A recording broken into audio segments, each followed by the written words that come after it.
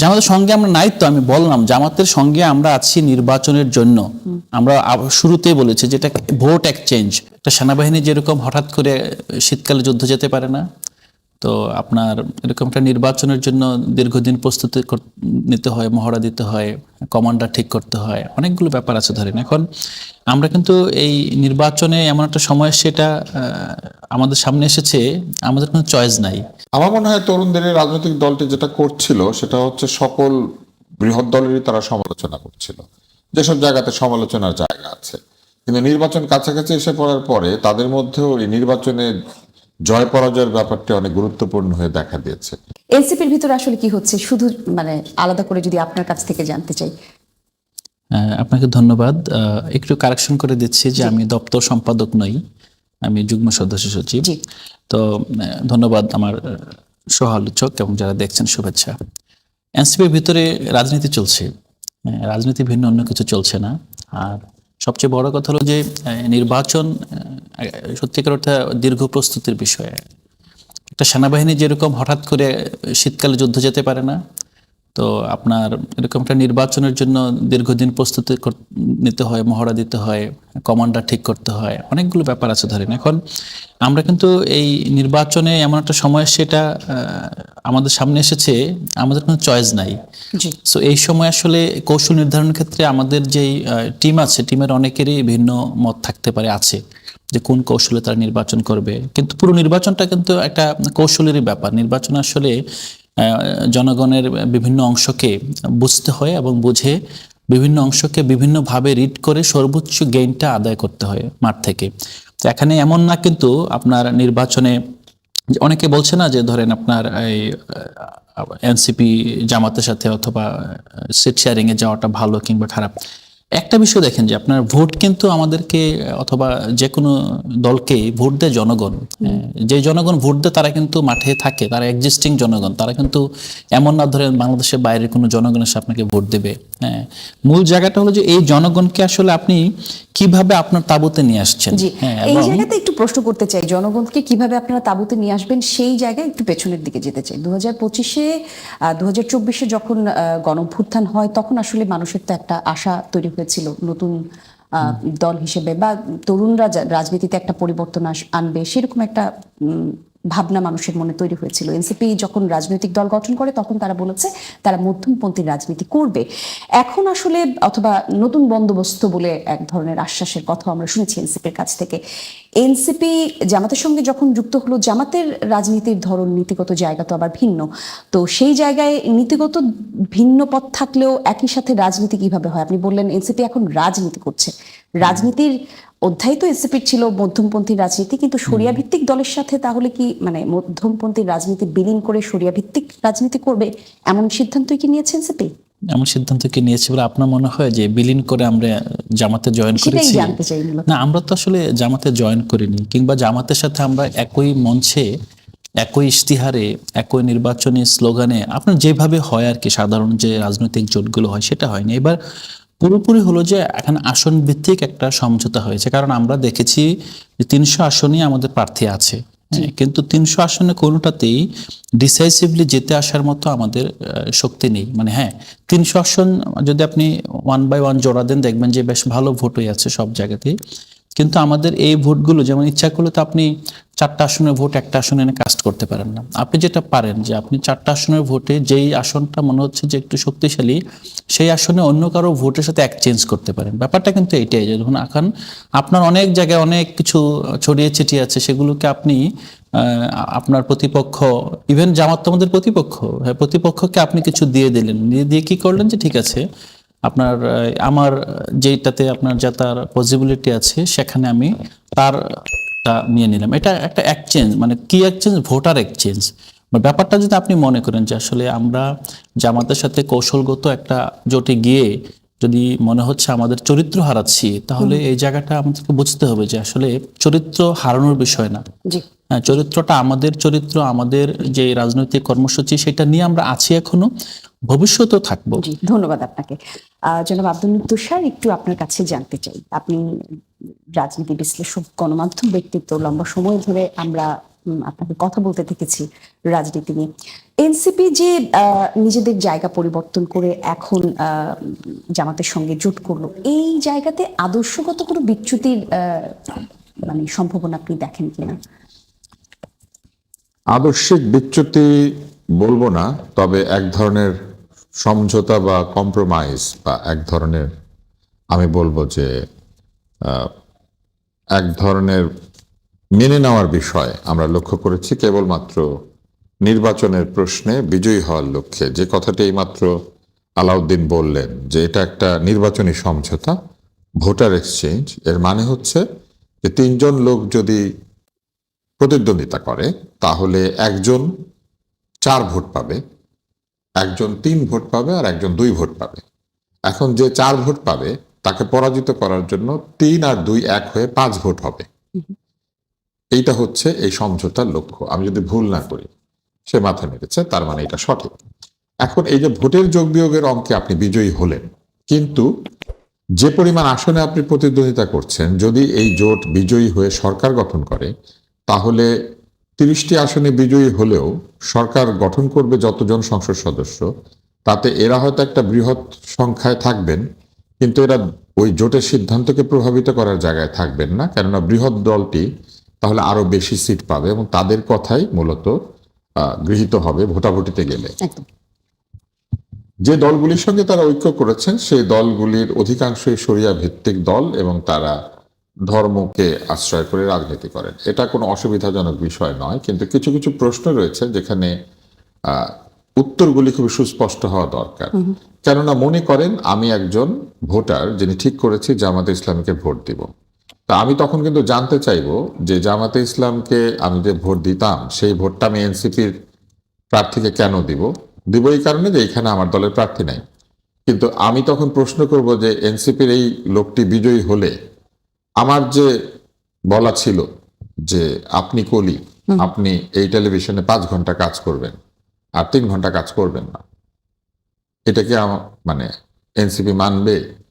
আর এনসিপির ভোটার হলে আমি জানতে চাইবো যে এই যে 5 ঘন্টা কাজ করবেন এবং 3 ঘন্টা করবেন না, এটা কি এনসিপি কে মানতে হবে? তো এই বিষয়ে তো পরিষ্কার কোনো জবাব ব্যাখ্যা হয় নাই।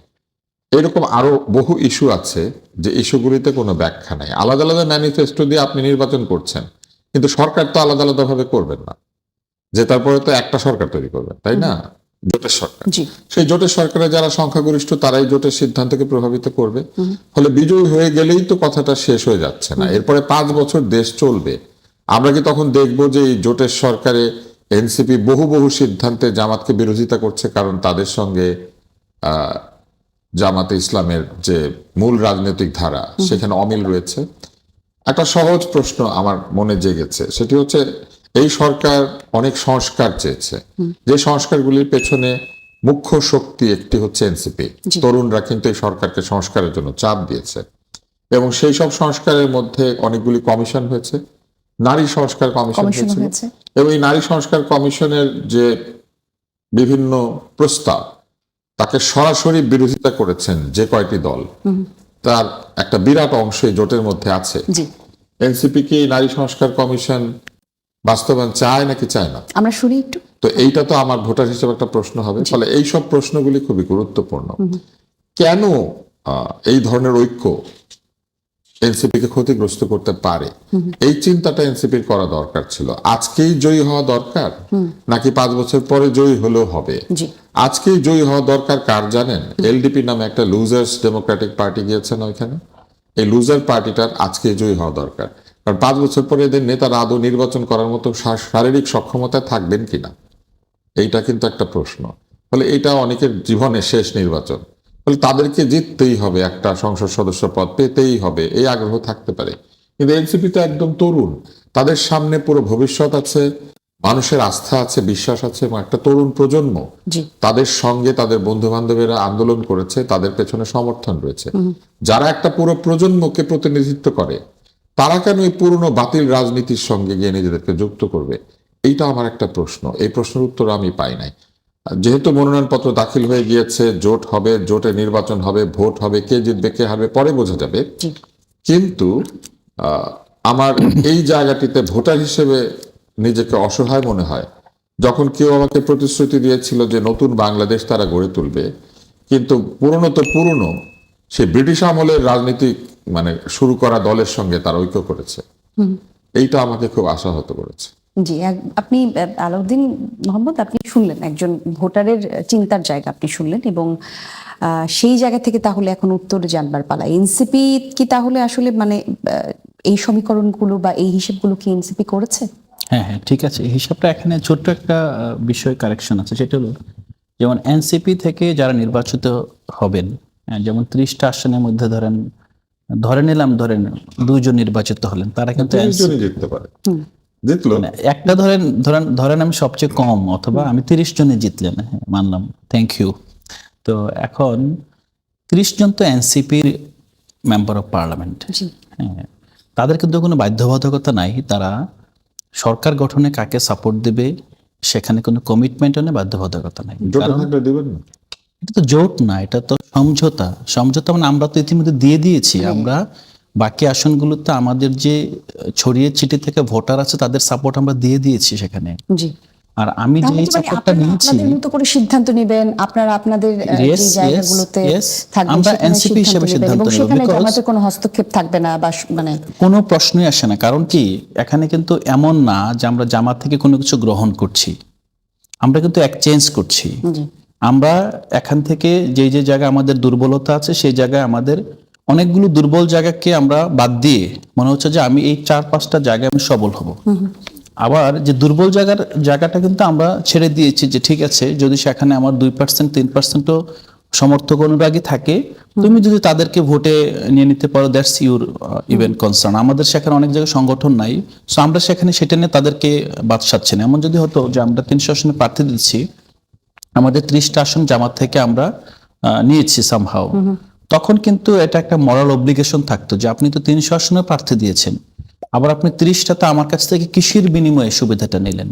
আমরা কিন্তু সেটা করছি না। হ্যাঁ, হতে পারে আপনি বলতে পারেন যে তাহলে জামাত ব্যাড ডিল, আপনাদেরকে কেন দলে ফেরাবে, মানে তাদের তাহলে পাওয়াটা কি, মানে এটা তো আসলে রাজনীতি, এখানে তো দেওয়া এবং নেওয়া দুইটাই জামাতের থাকবে। এখানে 2টা বিষয় আছে। জি। প্রথমত, বাংলাদেশে জামাত একটা লেজিটিমেসির ক্রাইসিসে দীর্ঘদিন ধরে আছে, এখনো আছে, এটা ভবিষ্যতেও থাকবে। তো এবং জামাতের সাথে বেশিরভাগ দল যারা যুক্ত হয়েছে তারা, আপনি যেটা বলছেন, বেশিরভাগ ধর্মভিত্তিক দল, এবং স্বাভাবিকভাবে বাংলাদেশের যে আপনার জনগণ, সে জনগণে কিন্তু ধর্মভিত্তিক দলের প্রতি আগ্রহ কিংবা তাদের প্রত্যাশা কম। হ্যাঁ, তারা আসলে চায় না হয়তো বা ওইভাবে, কিন্তু জামাতের তো একই সাথে মাঠের শক্তি আছে। আমি সরকার গঠন প্রশ্নকে এড়িয়ে গিয়ে বললাম, তারা মেজরিটি পাওয়ার সম্ভাবনাও তাদের আছে। এখন তারা কি করতে পারে, তারা এখানে জামাতের যেই একটা কনজারভেটিভ আপনার ফ্লেভার আছে সেটার সাথে তারা একটু মধ্যপন্থী, আমাদের সাথে তো লেফট আছে, আমাদের সাথে তো মানে কয়েকজন পদত্যাগ করার পরও তো অনেক আপনার লেফট এবং প্রগতিশীল মানুষ আছে যারা একেবারেই ভিন্ন পদত্যাগের ঘরানা কথা থেকে বললেন, একটু এসেছে। ছোট করে এই জায়গাতে আসলে প্রশ্নটা করেই ফেলতে না, চাই। প্রশ্নটা এনসিপি ছেড়ে অনেক নেতাকর্মী চলে যাচ্ছেন, তার মধ্যে নারীরাই বেশি যাচ্ছেন, তো সেক্ষেত্রে এই যে 30টা যেই আসনের কথা বললেন সেখানে কোনো নারী সদস্য থাকবেন কি? হ্যাঁ, আমাদের যতটুকু আমরা দেখতে পেয়েছি 30টি আসনের মধ্যে ঢাকা 20, সেখানে আমাদের ইঞ্জিনিয়ার নাবিলা তাসনিদ নির্বাচন করছেন। ঢাকা 19-এ দিলশানারা পারুল, সেখান থেকে আমাদের প্রত্যয়নপত্র পেয়েছে, এখন পর্যন্ত নিশ্চিত না যে তিনি শেষ পর্যন্ত নির্বাচনে থাকবেন কিনা। আর আমাদের ঝালকাঠি 1, সেখানে ডাক্তার মাহমুদা মিতু, এই 3 জনের ব্যাপারে এখন পর্যন্ত আমি দেখেছি। এখন আমরা হয়তো বা আগামীকাল, যেহেতু আজকে চূড়ান্ত সাবমিশনের ডেট ছিল, আগামীকাল জানা যাবে যে আর কয়জন নারী এখানে অংশগ্রহণ করছেন। ধন্যবাদ আপনাকে।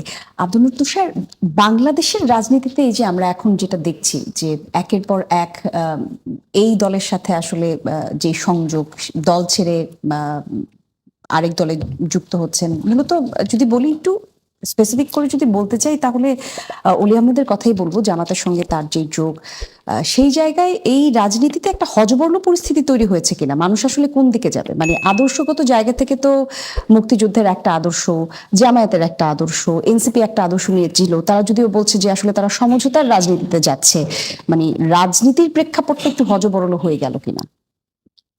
না, রাজনীতি হযবরলে ছিল, হযবরলে আছে। হযবরল দূর করার জন্য যাদের উপর আমরা আস্থা রেখেছিলাম তারা বরং একটু হযবরলের মধ্যে যোগ দিয়েছে।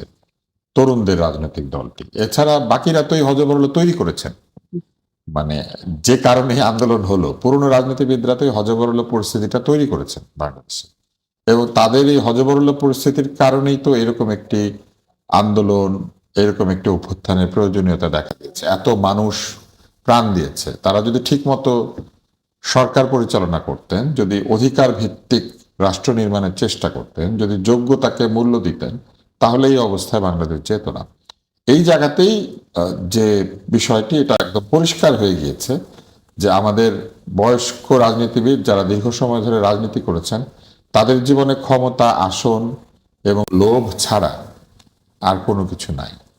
এবং এই লোভের বশবর্তী হয়ে ক্ষমতার প্রতি তীব্র ভালোবাসার কারণে একটা পরিণত, বলবো কি, সম্পূর্ণ মানে পরিপক্ক বয়সে একজন মানুষ যিনি যুদ্ধ করেছেন, তিনি যুক্ত হয়েছেন এমন একটি জোটে যাদের বিরুদ্ধে তিনি যুদ্ধ করেছিলেন, যে দলটির রাজনৈতিক অবস্থানের বিরুদ্ধে তার অবস্থান ছিল 1971 সালে। জি। আমার কাছে মনে হয়েছে এটা এক ধরনের উন্মোচন, যে উন্মোচন আমাদের জন্য ভালো হয়েছে। কেননা তরুণরা তো শুধু মুখে বলছিল যে পুরনো রাজনীতি ঠিক নাই, জি। কিন্তু এদের কার্যক্রমের ভেতর দিয়ে আমরা বুঝতে পারছি যে পুরনো রাজনীতিটা ঠিক নাই এবং ঠিক ছিল না। আবার উল্টো দিক থেকে চিন্তা করেন, যারা সেই সময় এই অলি আহমেদের বিরুদ্ধে যুদ্ধ করেছেন বা অলি আহমেদের বিরুদ্ধে রাজনৈতিক অবস্থানে ছিলেন, তারা আবার তাকে কোলে তুলে নিয়েছেন। ফলে দুই পক্ষেরই আদর্শিক জায়গা থেকে তারা বিচ্যুত হয়েছে। এটা একটা বিচ্যুতির রাজনীতি। জি। তারা কিন্তু তাদের সেই সময় ভূমিকার জন্য এখন অফিসিয়ালি কোনো ধরনের দুঃখ প্রকাশ করেন নাই। আনঅফিসিয়ালি বিভিন্ন জায়গাতে বিভিন্ন রকম দুঃখ প্রকাশ করেন, অফিসিয়ালি তারা তাদের দুঃখ প্রকাশ করেন নাই। না করেন, কোনো অসুবিধা নেই, তাদের দুঃখ প্রকাশ করতে হবে কেন? দুঃখ ছাড়াই যদি তারা ক্ষমতায় চলে যান কিংবা আরো আরো উচ্চতর অবস্থানে চলে যান, কার কি বলার আছে? গণতন্ত্র তো একটা প্যারাডক্স। এইখানে ভোট দিলে পরে যে কেউ যে কোনো কিছু হতে পারে, এবং এই প্যারাডক্সিক্যাল সিচুয়েশনটা তখনই আমাদের উপকারে লাগে যখন অধিকাংশ ভালো লোক ভালো লোককে ভোট দেয়। তো সেই জায়গাটা আমরা পৌঁছেছি কিনা এটা পরের প্রশ্ন, কিন্তু আমার কাছে মনে হয়েছে এখানে দুই পক্ষই আপোষ মীমাংসা করে শুধু নির্বাচনে জয়ী হওয়া বা নির্বাচনের ওজন বাড়ানোর জন্য। একই কথা কি? জি। হ্যাঁ, একই কথা কি আমরা কি এনসিপি কেও বলবো কিনা? কারণ আমরা বিভিন্ন সময় এনসিপি নেতা কর্মীদের কাছে যা যা বলতে শুনেছি, তারা বলেছেন, নাহিদ ইসলাম বলেছেন জামায়াতের ইসলামীর পিআর পদ্ধতির আন্দোলন পরিকল্পিত প্রতারণা। সাওয়ার তুষার বলেছেন জামায়াত ইসলামিক দল নয়, জঙ্গি সংগঠন। নাসিরউদ্দিন পাটোয়ারি বলেছেন জামাতকে বলবো ভণ্ডামি বাদ দেন, আপনাদের মনে এক অন্তরে আরেক। হাসনাত আব্দুল্লাহ বলেছেন জামাত কি কোনো ইসলামী দল তা সঠিকভাবে জানি না এবং মনেও হয় না। হান্নান মাসুদ বলেছেন জামাতের কার্যক্রম এরশাদের মতো। তারাও তো বিভিন্ন সময় বিভিন্ন কথা বলেছেন, মানে অন্য জায়গায় মানে বিপরীতে দাঁড়িয়েছে। সেই জায়গায় এখন তাদের পক্ষেও তারাও যে জোট করলো, বিষয়টা কি একই রকম হয়ে গেল কিনা? আমার মনে হয় তরুণদের এই রাজনৈতিক দলটি যেটা করছিল সেটা হচ্ছে সকল বৃহৎ দলেরই তারা সমালোচনা করছিল, যেসব জায়গাতে সমালোচনার জায়গা আছে। কিন্তু নির্বাচন কাছাকাছি এসে পড়ার পরে তাদের মধ্যেও এই নির্বাচনে জয় পরাজয়ের ব্যাপারটি অনেক গুরুত্বপূর্ণ হয়ে দেখা দিয়েছে, যেটি আমি তাদের পরামর্শ দেওয়ার মতো জায়গায় থাকলে আমি বলতাম যে এই নির্বাচনে জয় পরাজয় চিন্তা করারই কোনো প্রয়োজন নাই, কেননা এটি একটি দলের জন্য শুরুর নির্বাচন আর বহু দলের জন্য এটা হচ্ছে শেষের নির্বাচন। তো তারা কিন্তু আসলে ধৈর্য ধরতে পারতো, আমার কাছে মনে হয় 5 বছর পরে আরো বেশি আসন পেতে পারতো, 10 বছর পরে আরো বেশি, এবং 15 বছরের মাথায় তারা একটি ফর্মিডেবল ফোর্স হিসেবে রাজনৈতিক ময়দানে থাকতো। এই কারণে যে তারা তখন মধ্য বয়সে পৌঁছাতো এবং তাদের নিচের দিকে বিরাট সমর্থক থাকতো তাদের।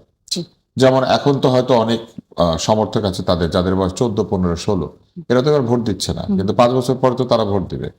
তাদের সামনে গ্রো করার অনেক অপরচুনিটি আছে। আর এই এলডিপি যদি বলেন এরকম দলগুলির কি হবে, এই দলগুলির ভোটার সংখ্যা এমন অবস্থায় কমবে যে পরে নাম উচ্চারণ করার মতো লোকজন পাওয়া যাবে না আগামী 5 বছর পরে। ফলে কিছু দলের ভোটার কমছে আর কিছু দলের ভোটার বাড়ছে, ফলে এরা তো ভোট বাড়ার দিকে আর ওরা তো ভোট কমার দিকে। কিন্তু যখন ভোট কম আর ভোট বাড়া একই প্ল্যাটফর্মে গিয়েছে, তখন আমার কাছে মনে হচ্ছে যে এটা মূলত স্বার্থের ঐক্য। আপনি যে একটা সুন্দর হেডলাইন দিয়েছেন না, দলে বলে কৌশলে, তো মানুষ কি করে, ছলে বলে কৌশল করে। তো এইখানে ছল কতটুকু জানি না, কিন্তু দল তো আছে এবং তারা তাদের যার যার বল নিয়ে ঝাঁপিয়ে পড়েছে, নির্বাচনী কৌশল তৈরি করেছে। কিন্তু দেখেন, আলাউদ্দিন একটা কথা বলেছেন যে এই জোটের বৃহৎ দলটির লেজিটিমেসির ক্রাইসিস আছে। জি। তো যেখানে এত বড় ক্রাইসিস আলা একটি বৃহৎ দল রয়েছেন, তাদের সঙ্গে তারা কেন গেলেন? আমার কাছে মনে হচ্ছে যে ছোট দলটি একটা ক্রাইসিস অনুভব করেছে। সেটি হচ্ছে তারা নির্বাচন এবং নির্বাচন পরবর্তী সময়ে রাজনীতির মূল ধারার একাধিক দলের সঙ্গে সংযুক্ত থাকার একটা চেষ্টা হয়তো তাদের মধ্যে আছে। তারা চিন্তা করেছেন যে এরপরে যখন আমরা রাজনীতি করে যাব, আমাদের রাজনীতির ময়দানে কিছু মিত্র প্রয়োজন হবে। সেই মিত্র কে হবে? সেটা কি বিএনপি বা তাদের সমমনা দলগুলি হবে, নাকি কমিউনিস্ট পার্টি তারা হবে, নাকি জামাতে ইসলাম ও তার সাথে যারা ঐক্য করেছেন তারা হবে? তো সেই সিদ্ধান্তে তারা যদি মনে করে থাকেন যে নির্বাচন পরবর্তী রাজনীতির জন্য তাদের মিত্র দল হবে এই দলগুলি, আমার কাছে মনে হয়েছে যে এটা এনসিপির মৌলিক যে আদর্শগুলির কথা তারা বলেছিলেন সেটার সঙ্গে সম্পূর্ণ সাংঘর্ষিক।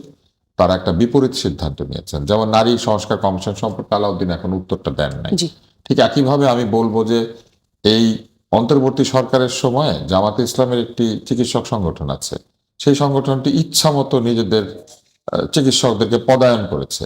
এখন এনসিপির মূল যে আদর্শ বা মূল বক্তব্যের মধ্যে আছে কোটা চায় না, মেধা চায়। তো মেধার ভিত্তিতে কি স্বাস্থ্য ব্যবস্থা সাজাবে যদি তারা তাদের এই জোট জিতে? মোটেও না। এনসিপির তো চিকিৎসক সংগঠন নাই, জামাতের তো চিকিৎসক আমি সংগঠন কিন্তু আছে। এটা সংশোধন করে দিয়েছিলাম যে এটা কিন্তু যারা নির্বাচিত হবে তখন কিন্তু আমরা এই জোট করে সরকার করব কি করব না, উই না, হ্যাভ আপনি সরকার করবেন না, কিন্তু জোটে গিয়েছেন মানে একটা কমিটমেন্ট আছে কিন্তু যে সরকার গঠনের সময় আপনি সমর্থন দিবেন। না হলে তারা কি কারণে আপনাদেরকে জোটে আপনাদেরকে নিয়েছে? নিয়ে আছে। এই যদি আপনারা সমর্থন না দেন তাহলে সেটা একটা নতুন পরিস্থিতি তৈরি হবে। কিন্তু ধরেন সমর্থন দিলেনও না, তারপরও আপনাদের ভোট নিয়েই তো জামাত জিতবে। আপনাদের ভোটগুলি পাবে না বিভিন্ন আসনে যেগুলিতে আপনারা মীমাংসা করেছেন।